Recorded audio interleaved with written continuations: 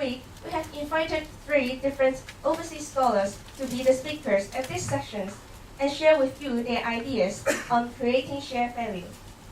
For the proceedings of today's event, first of all, we will have the sharing by our guest speaker, Dr. Timothy Stanton. Then, there will be a Q&A session for further discussion. Finally, Professor Robin Snell, Director of Office of Service Learning, will make a closing remark. I wish the participants a very fruitful and a productive session today. Let's invite the Director Emeritus of the Main Overseas Studies Program in Cape Town from Stanford University, Dr. Timothy Stanton, to come forward and begin our section. He's going to share the topic of students and community engagement and community development through creating shared value and social innovation or entrepreneurship by using a service learning approach. Ladies and gentlemen, Dr. Timothy Stanton, please.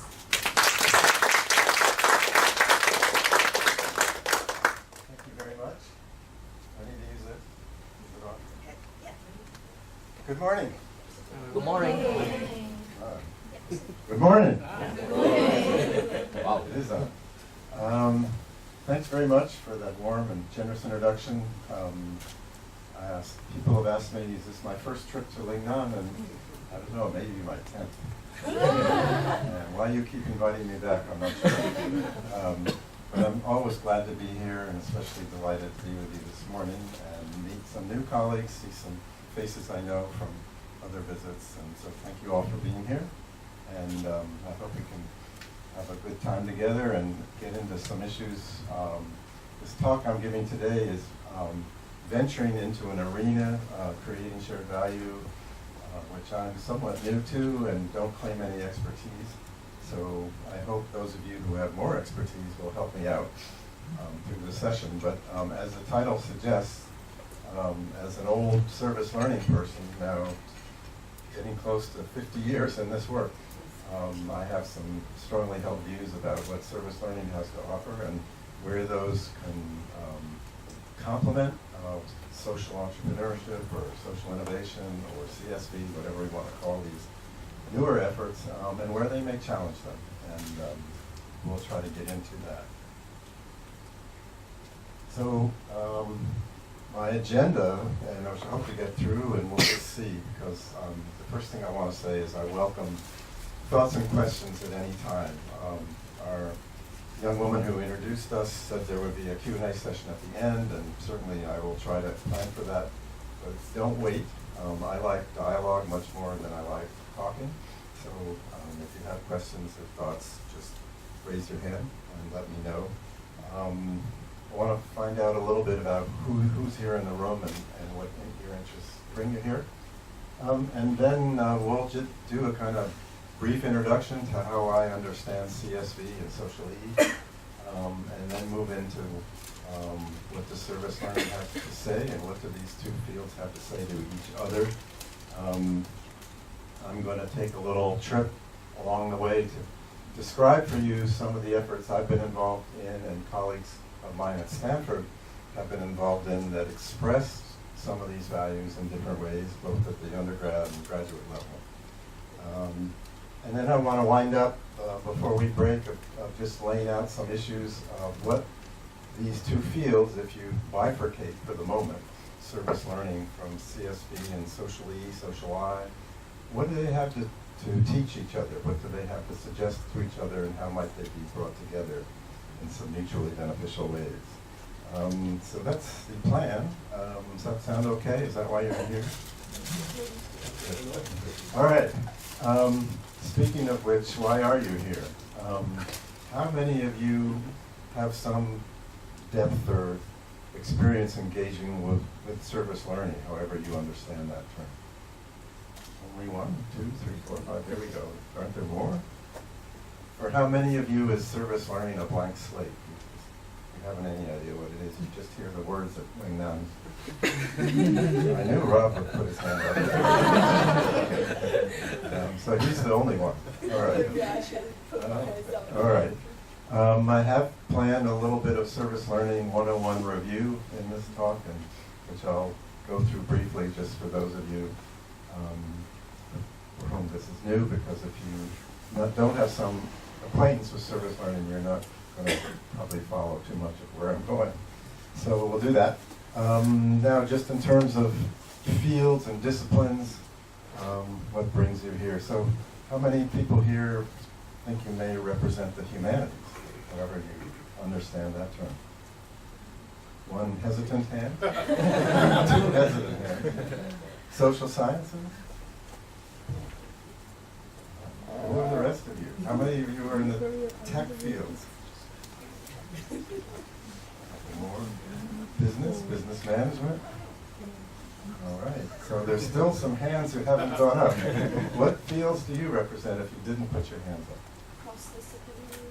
Okay, cross-disciplinary, interdisciplinary. Or like student development. Oh, student development, thank you. So student affairs, student development side, how many hands? Okay. Wow, all right, pretty diverse group. Is there anybody here who feels like you haven't been mentioned in terms of your background or what you're doing? Science. Science, thank you. STEM? Great. And how many of you are Lingnan people? Hey! How many of you are strangers? All right, just a couple. Great. Well, this is a great, nice, diverse group, and thank you very much. So let's plunge in. All right. I thought I'd start just trying to define some terms. One of the things that's interesting to me about CSV, Social I, and service learning is our language stinks. It's very imprecise. Those of us who use the terms use them in many different ways. So I just picked out some definitions to try both to explain or express that and to see if we could hone it down a little bit. So here is a fairly early definition of social innovation. You see it says, new strategies, concepts, ideas, and organizations that meet social needs of all kinds and that extend and strengthen civil society. Or put more simply, new ideas that work in meeting goals. What's distinguishing in that definition about its understanding of social innovation? Anybody? When I look at that, it's awfully broad. It talks about a whole lot of different things. But it seems to me what distinguishes it is something new. So social innovation has to do with trying out something new with, in this case, multiple agendas. All right, here's another one. Came along with me a year later from Jim Phils and his colleagues. Jim was at Stanford for a long time in the business school. Now he's with Apple University. And he says social innovation is a novel, there's new again, solution to a social problem that is more effective, efficient, sustainable, or just than existing solutions, and for which the value created accrues primarily to society as a whole rather than private individuals. So this speaks to the social life. So it's new and it's attempting to achieve social goals, not just efforts on behalf of individuals. And the other value in there, it seems to me, is it's not only new, it's more efficient, it's more effective, and it brings new solutions to old or new problems. So then we get to CSV. Porter and Kramer at Harvard University coined this term and wrote about it in the Harvard Business Review in 2011. And it kind of seems to me it builds on this idea of social innovation, but carries it further, particularly for the corporate environment, with the idea of bringing business and society back together through this principle of shared value. They're very clear and strong that they're not talking about philanthropy, businesses just being generous and thoughtful and sharing some of their assets with communities. This is a business practice. It's a core practice to create economic value in a way that also stimulates value for society at large by addressing needs and challenges, because these social needs are what shape their markets. So this seems to me to be a more substantive concept than social innovation, which seems so broad to me. They go on and say, and remember this they're talking here about core business strategies. Three key ways that companies can do this: reconceiving products and markets. So, for instance, the Whole Foods revolution has reconceived and reformulated the nutrition and food industry. It's also changed the food markets. Many of us buy different products than we used to. It redefines productivity in the value chain, the supply chain that brings raw materials into goods that can be sold in the marketplace. And it enables what they call cluster development through collective action to enhance regional infrastructure and institutions. So the cluster maybe is another word for community there.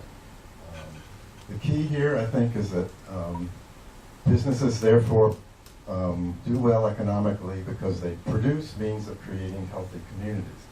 In the old days, when we thought of capitalism, right, the idea was social value was a byproduct of successful economic development. This philosophy or strategy is suggesting no, actually the two go together and they're mutually enhancing and beneficial. So it's a new, interesting, exciting idea that a lot of people have grasped onto. And for an old service learning person like me, when I read this, this sounds a lot like service learning. When those of us who in the early days were trying to differentiate service learning from charity, that service learning was a mutually beneficial relationship between the one who serves and those who have so-called needs. This is a mutually beneficial relationship between communities and the business sector.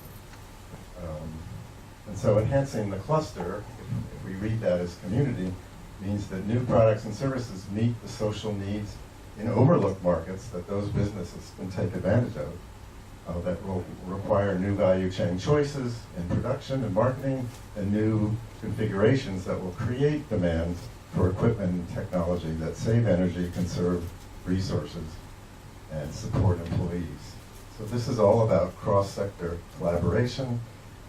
I would say service learning has been all about cross-sector collaboration between education institutions and communities. All right, so this differentiating between CSR and CSV is interesting. They say that shared value then supersedes corporate responsibility, guiding and guides the investments of companies and communities. And if you read, I'm not going to read all this, but if you just look down these kind of core values underneath each, you can see that CSV is a multi-directional process rather than a one-directional process, which they view CSR as, so forth and so on. Now, there are a lot of CSR advocates who have argued strenuously about this concept and say that Porter and Kramer really don't understand CSR, and they put it up as a straw man here to be knocked down by CSV. I don't want to get into that. We can do a whole workshop on that. Maybe Prof. Snell will do it for us one of these days. But when I looked at that, then I began to really think about, wow, this echoes the arguments in the early days of service learning between people who are advocating simple voluntary service versus service learning people who are saying, no, actually service learning emphasizes the accomplishment of tasks which meet human needs in combination with conscious educational growth. This is the first public definition of service learning from the late 1960s. And it's very simple. You could unpack most of those words into much more complex concepts. But here again, in those early days, and as this second definition illustrates, the pioneers or advocates of service learning were saying, we're not talking about one-directional charity here. We're talking about mutuality, collaboration, and there's a larger, as that second definition suggests, there's a larger mission here, which is thinking about the collective, the community as a whole, society as a whole. We're really about not just meeting the simple needs of people who don't have enough. We're about changing the conditions of society that create the conditions that we're responding to as volunteers. And the third definition, which was mine from the mid-1980s, and that one I was trying to speak much more directly and focused way on the reciprocity between teaching and learning and service in the community, and that if we embrace that reciprocity, then there's a whole set of values that guide how we work together, we meaning those on campus and our community partners. So it seems to me there are echoes in the current debates in business management circles around CSV and CSR and service learning. So that was interesting. Just another expression of the reciprocity. Those two boxes were kind of the slogans we used at the Haas Center at Stanford. With the notion that I, as the one who serves, do that in order that I may learn from you, and you also are engaged in exchange with me. You accept my service so that you may have the privilege and opportunity to teach me. So we're all gaining, we're all teaching, we're all learning. Very different than what traditional notions of charity or volunteer service.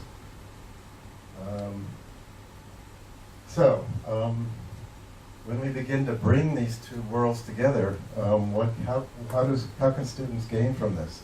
I was fortunate several years ago to visit Singapore Polytechnic University, and you may know they several years ago decided that all of their students would engage in what they came to call a design thinking oriented social innovation service learning experience for all of their students, and they've set about to develop the infrastructure within the university to support that. So their first kind of goal in doing this is one that most service learning programs would embrace. Nothing controversial there. But then they go on to say, well, the methodology is a design thinking process that informs their service learning pedagogy to equip students with design thinking mindset and methods to conceptualize innovative solutions for real life problems. So here's the social innovation. So what does that look like? I don't know if you can see that slide very well, but this is Singapore Polytechnic's process. The first two steps are sense and sensibility and empathy. In design thinking worlds, this is called need finding. And then the action steps are ideation and prototype. That's where once you've detected what the needs are through your sensing and empathy, then you create a solution to address those needs. So the basic process, these are year 2 students who they pick a theme, for instance, one of these, healthcare or active aging, environment, social integration, and through their need-finding process, they identify a problem or issue to work on, and then using empathy, they draw the insights of the so-called unmet needs to develop ideas and concepts to meet those needs. Is that clear? I was very, very impressed with this when I visited, and then I began to have some questions about it. But before we go further with that, having looked at this, the backwards is not working here.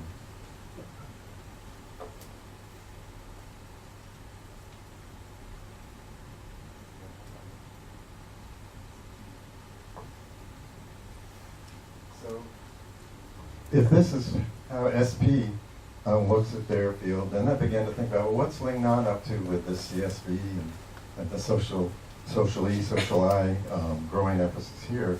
So I went to look at your website and discovered these expectations for students in service learning. And those look pretty much like they've looked here for a long time.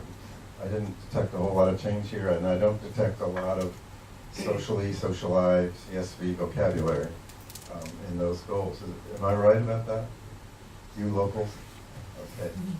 So let's think for a minute. Let's pretend that Lingnan's going to embrace a much stronger CSV, social I approach in its work.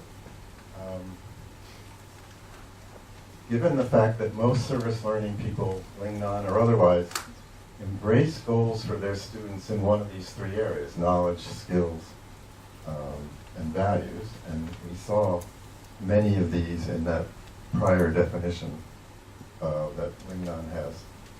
So how would we fill this box in now? If Lingnan were to embrace these values, not necessarily the same way that SP has, in your own way, but this is a liberal arts institution, SP is not. So if you look at the general outcomes SP has for students, they're quite different than how Lingnan broadly has for your students. But given this idea of moving to a more CSV, social I, social E, and I'm being purposely vague on that because I don't think things are far enough along here to be more specific, or at least I haven't heard.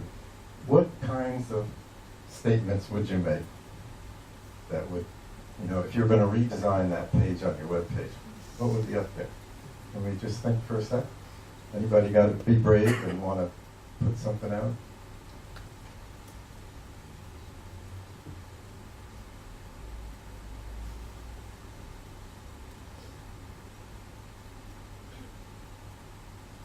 Would you want to change anything? If I could go back to that slide, the backward button's not working on this. One more. This one. Would you change any of those sentences?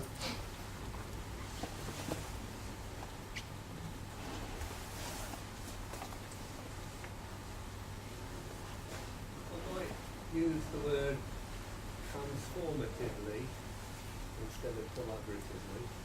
Transformative. Which one is that, Robin? Learn to work, develop students' leadership skills as they learn to work transformatively with community stakeholders, because collaboration is implied anyway. Okay. And when you say transform, what are you getting at there? Well, they can transform themselves, they can transform social arrangements, they can, have they can enact change for the good. Okay, so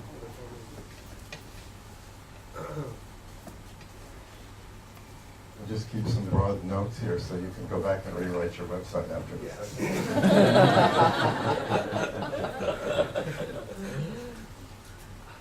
Any other thoughts? I think not provide help, maybe change to create value together with the service agency and the last three. Help me. We're down here. Yeah. Which one? Provide to, no, up second one. What? Last. What's the first word? Provide. Provide. Yeah, not provide help, maybe create share value together with this organization. Okay. So you would collaboratively determine what it is you're going to provide. Is that right? Yeah.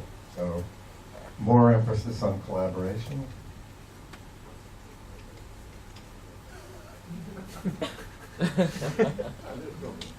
No problem? Yeah?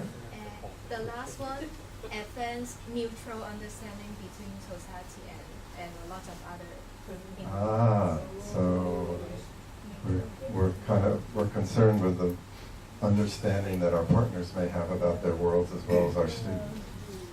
I like that.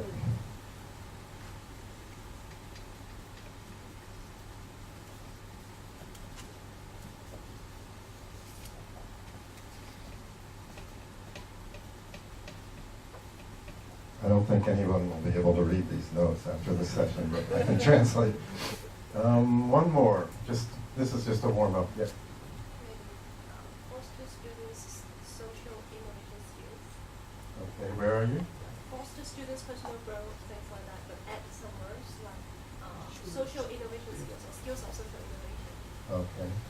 And at a later date, we figure out what those skills are.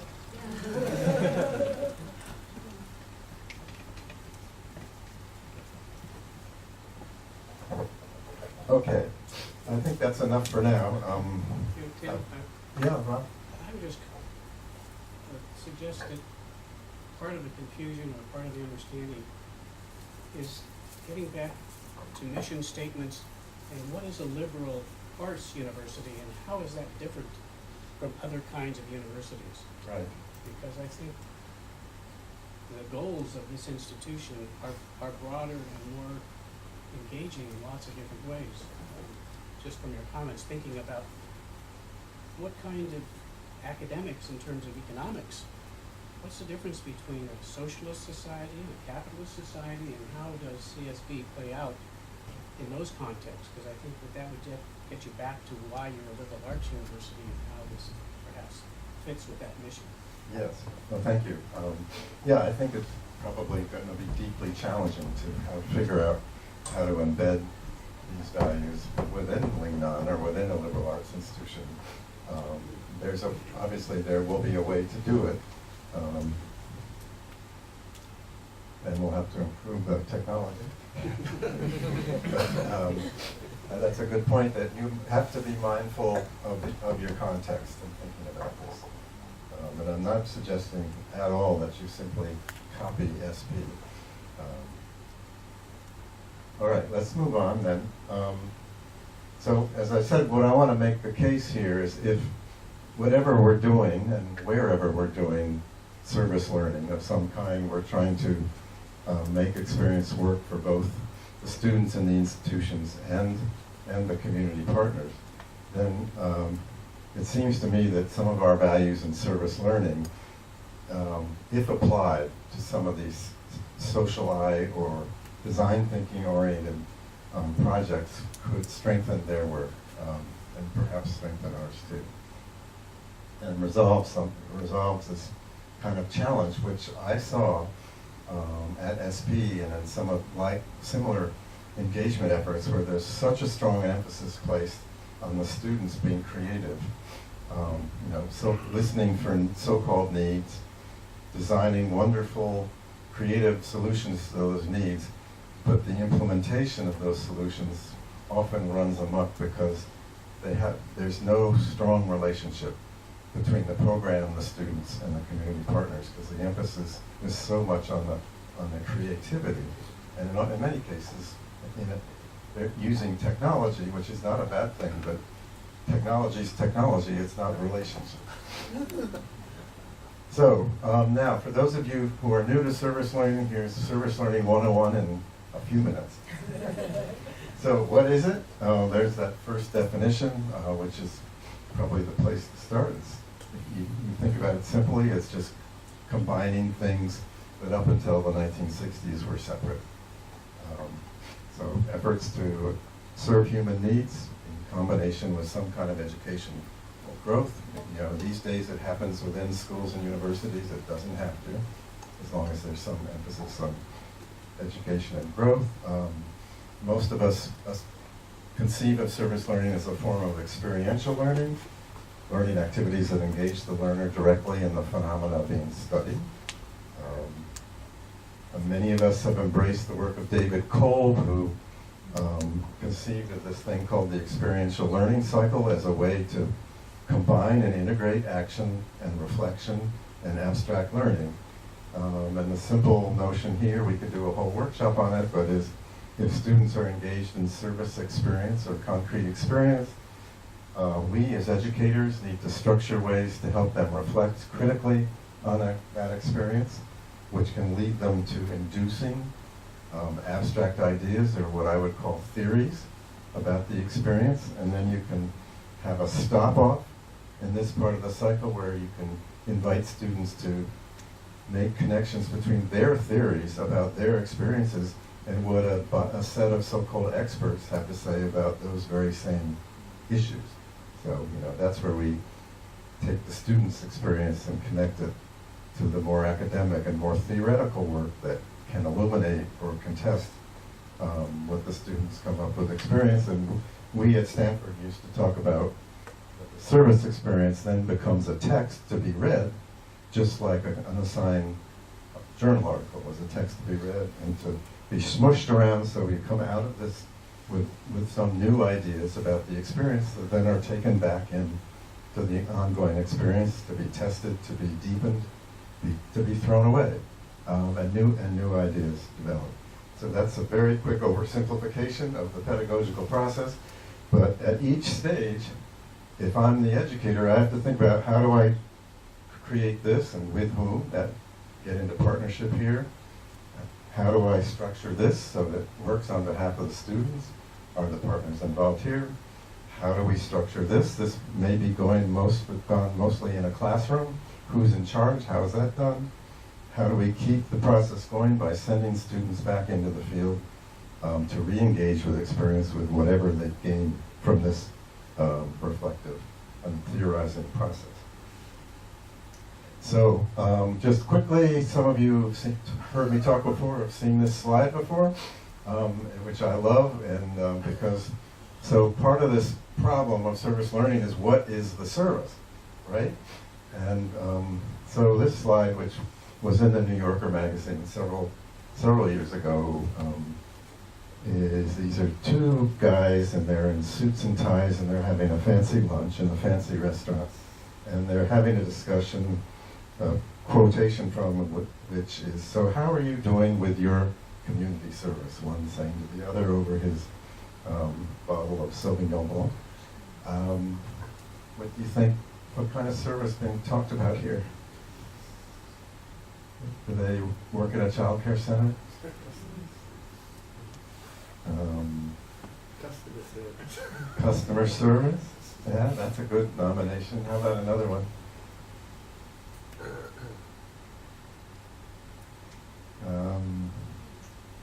When I saw this, or I'm a bit cynical about people like this, but when I looked at this slide, I thought, oh, this is the CEO and the COO of Enron Corporation, which was in the news at that time.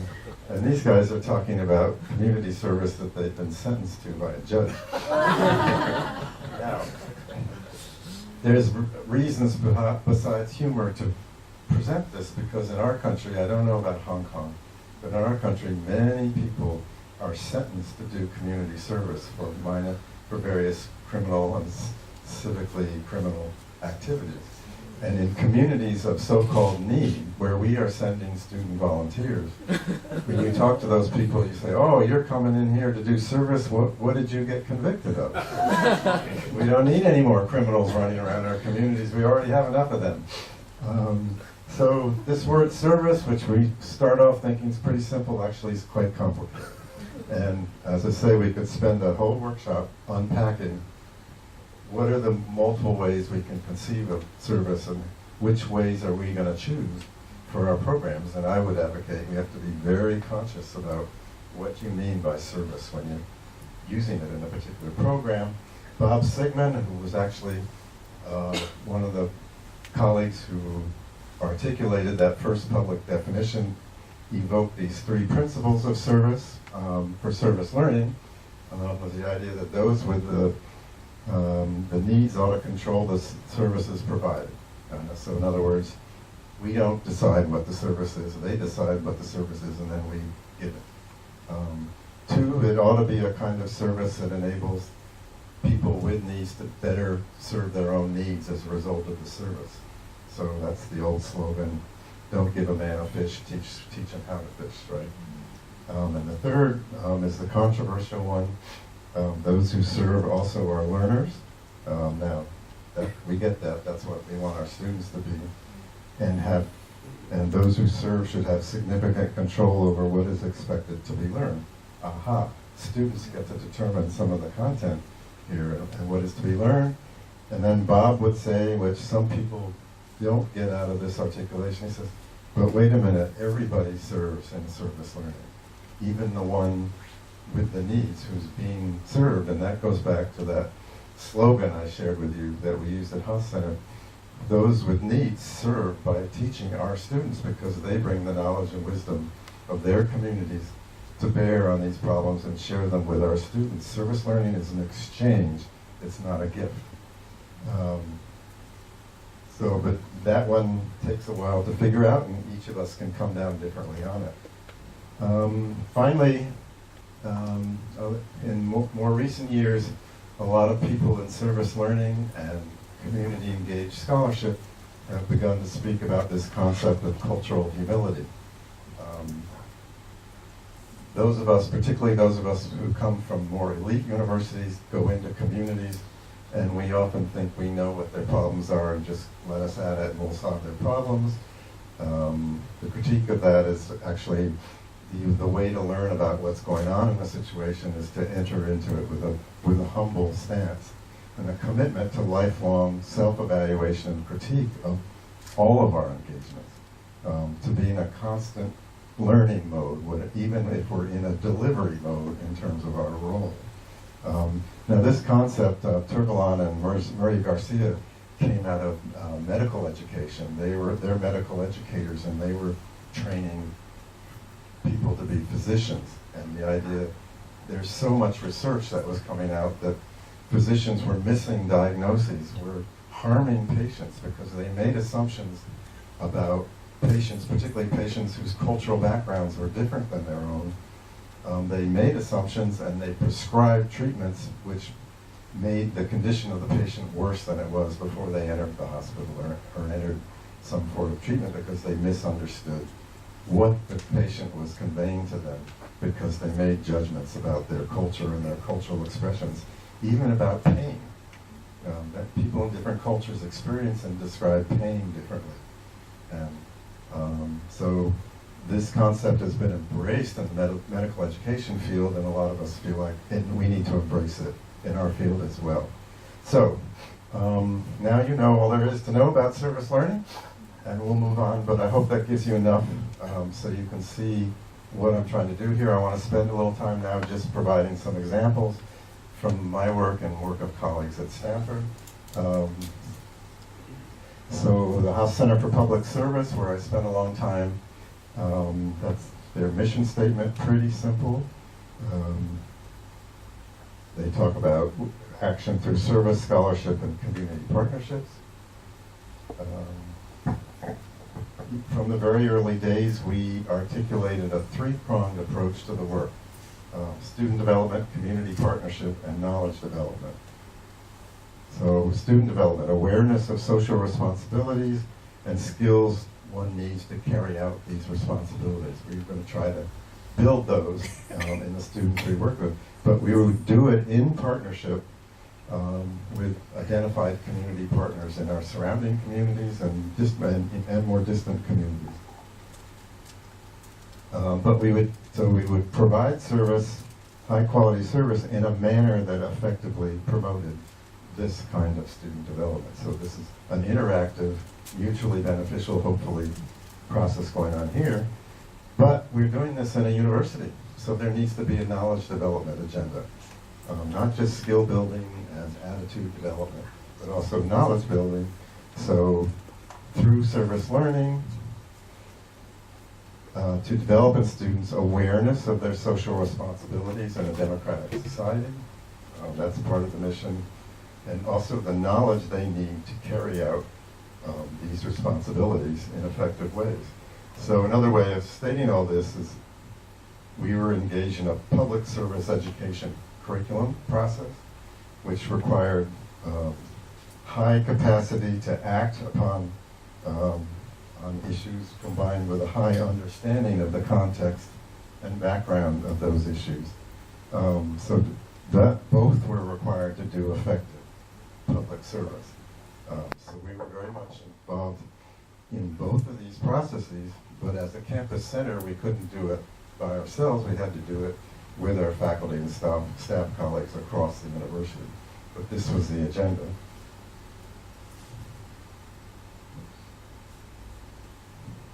Can we go back one? Sorry. So more recently, the Haas Center has been challenged to try to define different varieties of service, because students are bringing much more kind of nuanced and complicated ideas about what service is and what they want to do, and so they've come up with this scheme. Service can be done through activism, through learning and research, through direct service, through philanthropy, through public policy and political work, and through social entrepreneurship. So they now have a track for socially service learning. The second example I want to share with you comes from a course I taught in the early 2000s at Stanford through the public policy program. And here, I didn't know much about Social E or CSV at the time, but looking back at it, I realized we were kind of mucking around in this process. So the basic facts of the course, it was focused on how do local and regional communities make public decisions. At the time, it was the only course that looked at Stanford's near and regional political and community environment, which just was astounding to me. But all our other courses looked at Sacramento, our state capital, Washington, D.C., and international work. So Stanford used to think of its local community as Washington, D.C., basically. It was a 2-quarter, 5-unit course, so 20-week course. We're on the quarter system, which is madness for service learning. Had a weekly seminar combined with 10 hours per week internships that students did in the community with a selected group of community partners. I'll come to that in a second. The criteria for selecting partners was that they were involved in some contested public issues that they were grappling with and had to deal with publicly as an organization. And the request of the partners was, here's the exchange. I give you these students and this pair of hands for these 20 weeks. You can do with them whatever you want. What I want you to do in exchange is to let them see, hear, visit, talk to people engaged in how your organization is coming to terms with taking a public stance on a public issue in the community. So what are these issues? They could be where to put a road, environmental regulations, all kinds of issues, but that were public issues that were being dealt with and people trying to make decisions in the local, what we call county or region.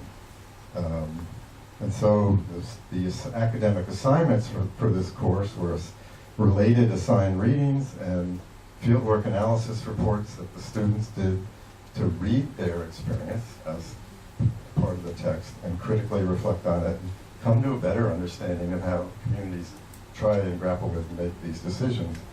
So this is a list of the partners. As I said, if we're going to understand how communities make public decisions, we need our partners to cross the whole span of what's represented in a community. So we had government placements, we had business placements. This was new for me and for service learning at Stanford at the time, the Silicon Valley Manufacturing Group and an outfit called Joint Venture Silicon Valley Network. In San Jose, we had some traditional nonprofit service organizations. We had philanthropic organizations, but these were corporate-based. These were the CSR units of eBay and Cisco Corporation. And then we had public advocacy groups, the Silicon Valley Toxics Coalition, which has worked for years to try to roll back all the toxic waste that is in the environment in Silicon Valley. Greenbelt Alliance, which is a Bay Area-wide group. Working Partnerships USA, which is a labor union supported public policy research and advocacy group. People Acting and Community Together, which is a religious supported community organizing, works with poor people around San Francisco Bay. And the Public Policy Institute of California, which is a non-campus based but very academic public policy research firm in San Francisco. So each of those organizations got one student for 20 weeks. Now what are the issues that were going on in the community in those days that these students were kind of beginning to follow in their organizations? So remember, they're there for these 20 weeks and the assignment might be to be a personal assistant to this person in this office. But also then the other part of the exchange was, what are the public issues your organization's involved in and how are they coming to a stance, a public stance on those issues? And some of those issues were issues of social equity, environmental protection, economic growth is a big one. You know, how rapidly can we grow in an area with geographical and environmental limits? And the struggles and conflicts around those and around the larger scheme of sustainable development for a bustling place like Silicon Valley at that time. So there were issues of property conflict, development conflict, resource conflict, and all of those partner organizations were involved in coming to terms with some aspect of this. What the students discovered along the way was the community was so fragmented. All these organizations across the community, we quickly learned as we were doing this, because I had the opportunity, the students came together in my classroom and told stories from all these different organizational perspectives across the community. And so I and they got to hear this hugely diverse kind of understanding of what was going on in the valley that none of the organizations on their own had. And we began to realize we knew more, or we knew differently about what was going on in the community than a lot of these people, very expert people in these organizations knew because of the fragmentation. So that became interesting. And so, for instance, on property conflict, you had the corporate approach up against the kind of community-focused, community-based understandings. You had resource conflicts, and you had development conflicts. These are all familiar battles that go on in advanced society that our partners were dealing with and our students were dealing with. And what we came finally to do, because the partners started saying to the students, we're really jealous of you guys. You have this seminar, you get to go talk for 3 hours about all these issues together, and we don't get to talk to the people who are your supervisors in these other organizations. And so the students said, we need to give them a class. So we started doing a forum at the end of each course where the students presented back to the community partners on these issues and their sense, looking broadly across the community about how things were working or not working in terms of policy decision making in the county. It was a fabulous course, fun to teach for me because I learned such a huge amount through the students' story. But I mention that because here we were grappling in an early way, I think, with some of the issues presented by the CSV advocates in terms of looking across sectors at issues through a service learning lens, because all the students were doing service learning in a traditional sense, but we were surfacing issues that crossed over among the sectors in which we were working. So there were benefits for the students, you can imagine what those were, and then there were benefits for the partners, which kept them coming back year after year, wanting more students. Now, just quickly moving into the graduate school, the Stanford School of Business has a project called SEED, Stanford Institute for Innovation in Developing Economies, which is doing a huge amount of work, particularly in Africa, using some of these practices of design thinking and social innovation and traditional training. They're trying to extend the capabilities of Stanford and its Graduate School of Business to these populations with a focus on entrepreneurial education, is the word they use. There are courses for undergrad and graduate students, some of which look like service learning. You can see a couple of course names down in the bottom there. And then tell you a little bit about our work in Cape Town, which is my most recent assignment at Stanford, which was to establish and run something called the Being Overseas Studies program in Cape Town. Stanford, as you may know, has a heavy emphasis on international education. We're privileged to be able to have 11 Stanford centers in 11 parts of the world that do these things. This program was the first one in Africa. And because I was lucky enough to be the one asked to design and direct it, it was distinguished by service learning and community engaged research, unlike any of the others. The basic facts here, we were small, 24, 25 students, very diverse from across the university in terms of majors. We were in 11 weeks in residence together. We had 7 or 8 courses offered by local Capetonian faculty members, as well as one visiting Stanford faculty member each quarter. We encouraged student service learning of all students. We did not require it. That was on purpose. Just about in the 5 or 6 years I ran this program, every student did service learning except for 1 or 2, and we were so glad those 1 or 2 did not do service learning from the community partners' perspective. but most students did it, and it was transformational. There was an elective community-based research seminar that required 2 quarters in residence, which I taught, and a field trip. So we're just going to talk briefly about the service learning and research, and hear this through the lens that we've been talking about. So how does CSV and social IE relate to this? So the service learning, this was probably indecipherable slide, but these are the community partner organizations as of about a year ago, pretty much the same over many years. Our goal from the start was to choose partners across many different sectors of the Western Cape society and stick with them year after year after year. If you are interested, you can go to the website on Stanford where this screen exists. Service activity, 3 days per week during the term, 3 full days a week, very intense.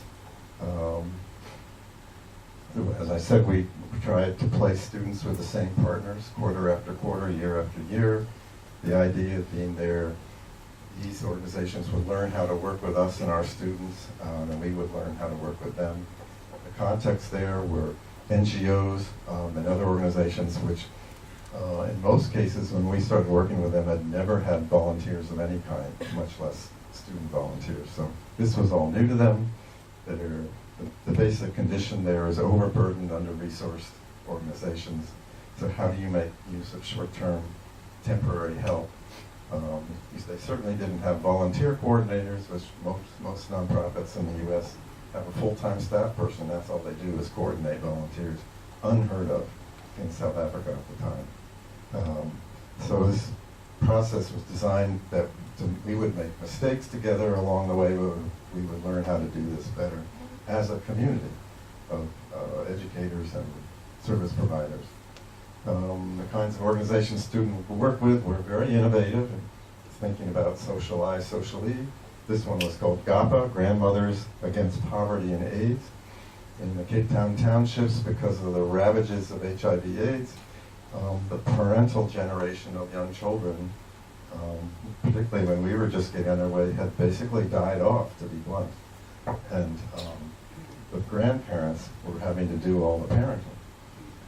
And these grannies, they're mostly female, which is also what goes on in these townships, is the women do everything. Got it together and said, we need to do something about this. We need to prevent further expansion of this disease, which is killing off the parental generation of the children in our community.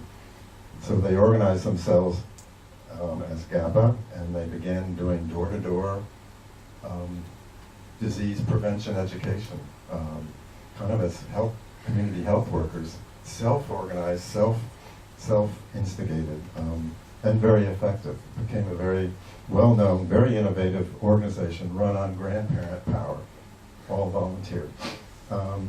So this was one of our students who worked with them, and what did she do?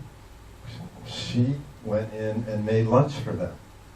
She provided, if they wanted to know something about HIV, she went to the library and did the research for them.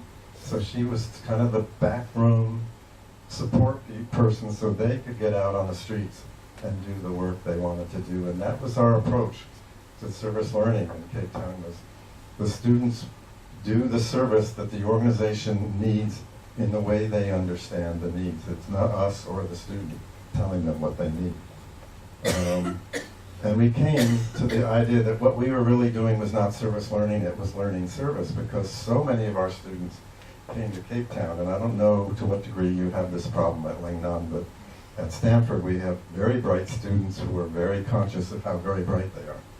And they are also highly skilled and very well educated, and they're wonderful to work with in many ways, but one of the difficulties in working with them in a South African context is they come to South Africa with glorified ideas about how they can solve problems, and the problem with that is the problems they want to solve, nobody in the community knew they had. And so you get a clash between what the students want to do in terms of practicing some technical or other skill they have, getting something on their resume they think will help in terms of career development, And we're saying, no, you're going to go out and work with GAPA and you're going to cook lunch for ladies. And they said, well, how do I put that on my resume? So we would have battles with students about that, but the idea was you're here to actually try to understand what does it mean to be of service, especially in a context such as South Africa. So it implies a very intentional way of focusing on myself in this experience. And for our students, for most of them, this was really new. So we had a required course that they all took along with their service that helped them examine these issues. Some of the issues in the course were, we brought them right into the work we were doing as a program in what we called our partnership practice. You are part of it, you coming in and out of this practice that we're involved in. We're here for the long term. We want to be able to have Stanford leave Cape Town and to be able to look back and say, we actually accomplished these things with these community partners. That's not going to happen in the semester or two that you're here. You're going in and out of this and you're assisting it and you're paving the way for the people who come after you. So we had to help them understand that. We had to have them begin to think about, who am I in this work as myself and working with my who are the partner organizations, who are they, what's the community in broader context, and then all the issues one confronts in engaging in a place like South Africa. Those are some of the themes covered. I'll come back to this if you're interested, but again, we're back to this idea that the service experience is the key text. So the other half of the community engagement part of the program was the research, which we came to call community partnership research. There are many other ways of articulating this and talking about this, which I'll get into in tomorrow's talk. But just quickly, we use this definition from the Kellogg Foundation as to, the research we wanted to engage in, which was collaborative, involving partners and ourselves in addressing information issues of the partners. Very different from most research at Stanford, where it's the scholar who defines what the research was going to be about. We were saying to the students, we're going to research their issues, so you set aside yours and let's go try to address theirs. So the basic idea was we would do research that intentionally dealt with a public or social purpose addressed. It would be very collaborative, and it would have a product that was useful in the community context and in the academic context. Just quickly, these are just some titles for many of the projects we undertook. They were really, I was amazed at the work the students did. We originally thought these would be 6-month projects, but they quickly morphed into projects that took a year or more, with the students doing 6 months in South Africa and then continuing to work on it the next 6 months back on campus. I'll talk a bit about the clothing bank, which was one where the work was closest to what we might think of as social E or social I, and another one with violence prevention through urban upgrading project.